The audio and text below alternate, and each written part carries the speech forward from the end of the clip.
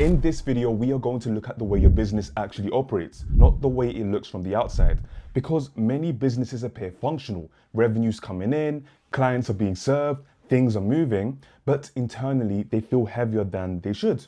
Decisions take more energy, growth feels destabilizing, everything requires attention. But what we're going to do here is identify whether that weight is personal or structural. And once you can see the structure clearly, everything else becomes lighter. Now, what we're going to do here is simple, but it's not always comfortable. Just to give you a heads up, we are going to look at your business without any distortion, not through ambition, not through stress, not through what you hope it will become, but through how it actually operates today. Because until that is clear, nothing else really holds. Direction won't hold. Structure won't stick. Decisions will continue to feel heavier than they should. And progress, even when it happens, won't feel stable. It will feel conditional. Clarity doesn't come from adding more ideas. It comes from seeing what is already there properly. There's a particular kind of fatigue that comes from running a business without that clarity. It's not dramatic and it doesn't usually show up as a crisis. It shows up as background pressure. A sense that everything requires attention, that nothing fully settles. That progress happens, but it doesn't feel as solid as it should. From the outside, the business can look completely functional. Revenue exists, clients are being served, work is moving, conversations are happening, and decisions are being made. On paper, there is activity, there is movement, but internally, the experience can feel different. Decisions feel heavier than they should. Simple choices take longer than expected. Opportunities feel promising, but also slightly risky at the same time. Growth appears positive yet somehow destabilizing. The business moves forward, but not with the calm certainty that it should be accompanied with, right? And that disconnect between external appearance, how everyone else sees your business, and the internal experience is rarely discussed with precision. Because from the outside, everything looks fine.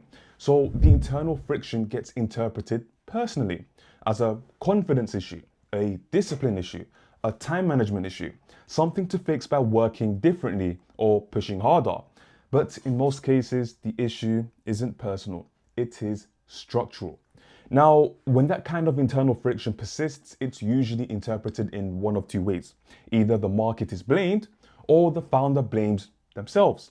The market becomes more competitive, clients become more demanding, platforms change, costs increase, conditions feel harder than they used to. And those explanations can contain truth.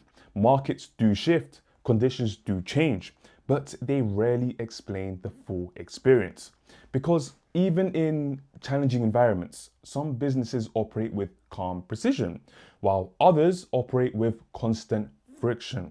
So when external explanations don't fully satisfy, the focus turns inward. Maybe I'm not organized enough, maybe I'm not focused enough, maybe I need better routines, better discipline, better systems. Improvement becomes personal.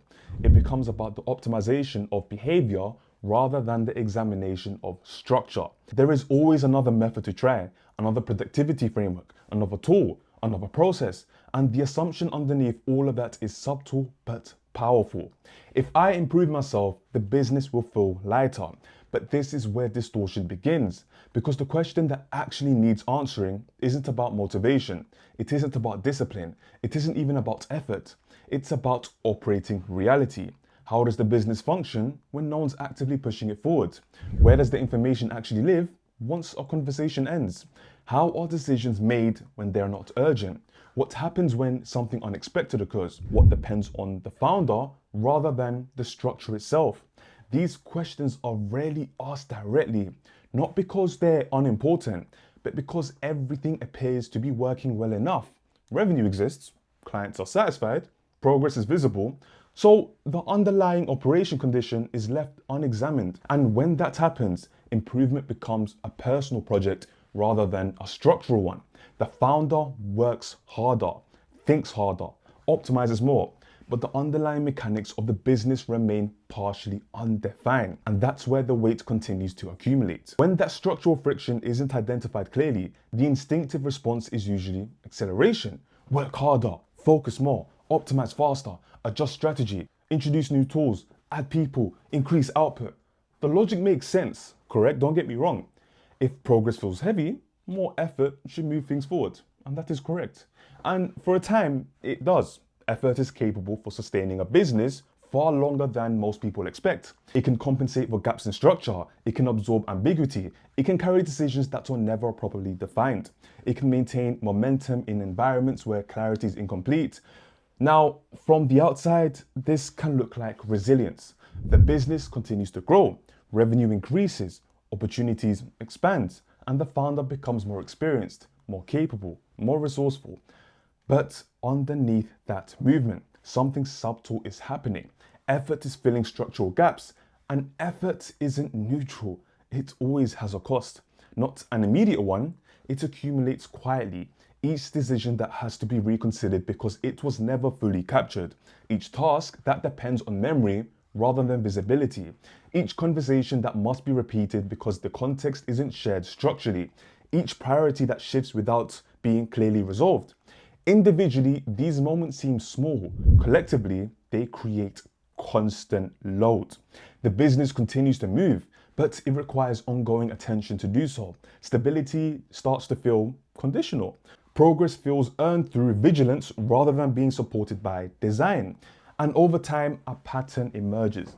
The business grows, yet it does not feel lighter. Revenue increases, yet the same sense of control does not increase with it. Opportunities expand, yet the capacity to absorb them does not always match. The founder becomes stronger, but the business itself does not necessarily become easier to operate. That is often the moment of confusion, because growth was supposed to create ease. More revenue was supposed to reduce pressure. More experience was supposed to simplify decision making. Instead, the opposite can happen. More volume introduces more coordination. More clients introduces more decisions. More opportunities introduces more prioritization. Without structural clarity underneath it, each increase in volume increases cognitive load. The business does not collapse. Most businesses don't collapse at this stage. They continue, they adapt, and they compensate. But they do so through attention rather than design. And when stability depends on attention, it always feels slightly fragile because attention is finite. One of the reasons this stage feels confusing is because growth is often misunderstood. Most founders expect growth to create ease, more revenue, more clients, more opportunity. The assumption that as numbers increase, control increases with them. But growth doesn't automatically create clarity. It magnifies what already exists. If structure underneath the business is partial, growth feels heavier. Growth increases volume, it increases coordination, it increases decision load, it introduces more variables into an environment that may already be operating close to its capacity. Ambiguity that once felt manageable becomes more visible. Decisions that once felt simple require more consideration. Communication that once felt informal becomes more complex. The founder expects growth to reduce pressure. Instead, it creates exposure. More clients require more alignment. More revenue requires more oversight. More opportunity requires more prioritization. Without structural clarity, each increase in volume increases cognitive load. That's why revenue increasing does not automatically equal control increasing. Revenue reflects output. Control reflects structure. Those two things can move in different directions.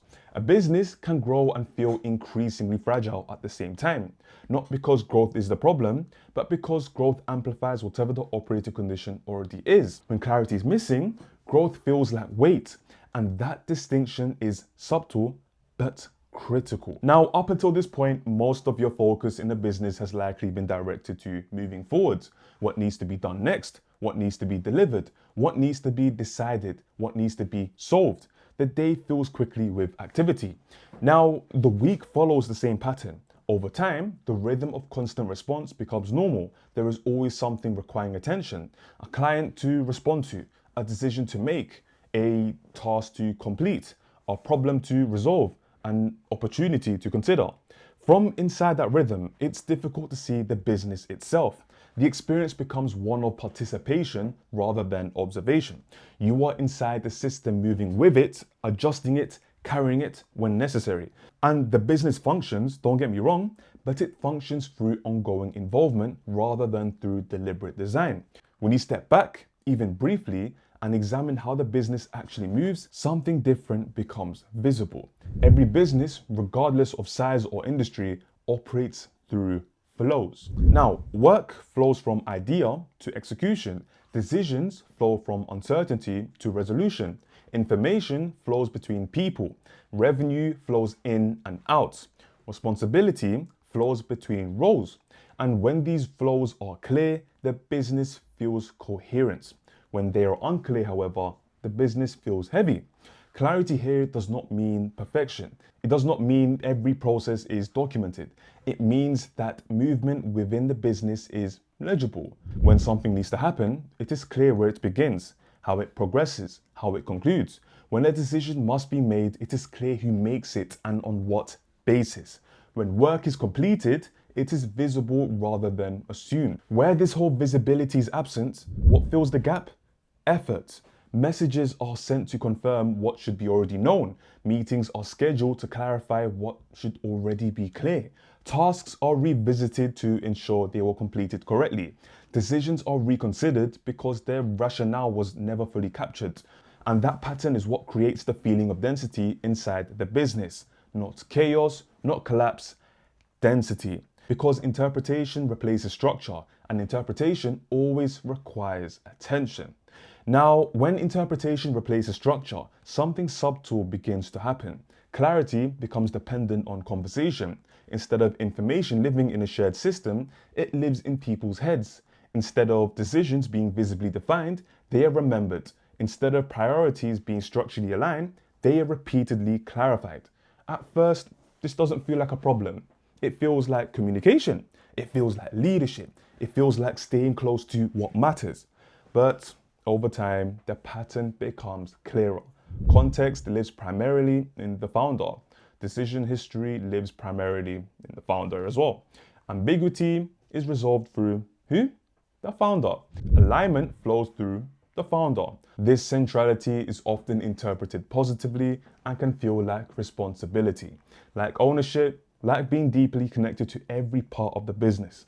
And in some way, it is. But structurally, it carries a cost. The more coherence flows through one point, the more the system depends on that point to remain aligned. And when that dependency exists, performance becomes conditional. The business can still perform well, it can grow, it can still generate significant revenue, but its stability depends on ongoing attention. When attention is present, things move smoothly. When attention is stretched, friction appears. Tasks require more follow-up. Decisions take longer. Coordination becomes heavier. That sensitivity to attention is one of the clearest indicators of how the business is currently operating. It's not about workload, it's about structural dependency. If coherence depends on constant oversight, the founder becomes not just a leader within the system, but a component of its very operation. And that is a very different position.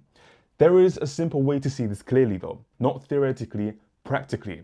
If you stepped away from the business for 7 days, no approvals, no nudging, no clarifying direction, and no reconnecting threads, would the system continue moving calmly? Would decisions still be made clearly? Would work still progress in alignment? Or would questions be stacking up? Would ambiguity increase? Would progress slow? This isn't about testing commitment. It's about observing dependency. If everything roots back to you when something's unclear, that doesn't mean you're doing something wrong. It means clarity hasn't yet been externalized. Structure hasn't yet absorbed that weight. And until it does, growth will continue to feel heavier than it should, because attention will remain the resource holding coherence together. Invisible work will continue accumulating and stability will remain conditional. So at this point, nothing has changed inside the business. Revenue is the same, clients are the same, structure is the same, but something important should feel different. Not in the operation, in the way it is being seen.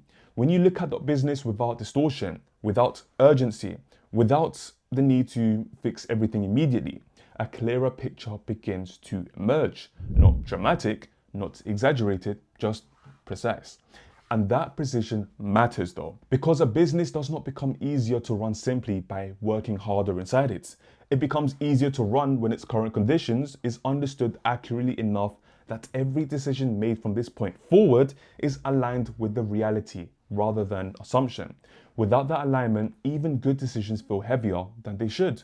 They require more explanation, more follow-up, more adjustment. They create movement, but not always stability. And stability is what allows growth to feel manageable rather than demanding. The purpose here isn't to redesign anything yet. It's to make the business legible to you, not just in terms of outcomes, revenue, activity, performance, but in terms of how those outcomes are produced, where they depend on structure, where they depend on effort, where clarity already exists, where it remains conditional, what is known and what has been assumed. That distinction is subtle but powerful, because assumptions create background tension. What is known creates grounding. When the baseline is vague, however, the mind keeps working in the background, replaying decisions, anticipating problems, holding context, tracking threads.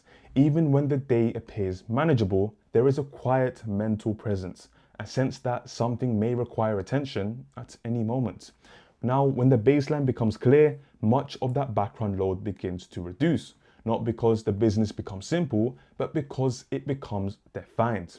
The boundaries are visible, the dependencies are visible, the strengths are visible, the conditional areas are visible. Clarity creates mental space. Space to think deliberately rather than reactively, space to sequence improvements rather than stacking them, space to make decisions without constant second guessing. And that space is what real control feels like. So before changing anything, before optimizing anything, before expanding anything, the first task is simply this: see the business as it actually stands today, not as it was, not as it will be, but how it operates right now.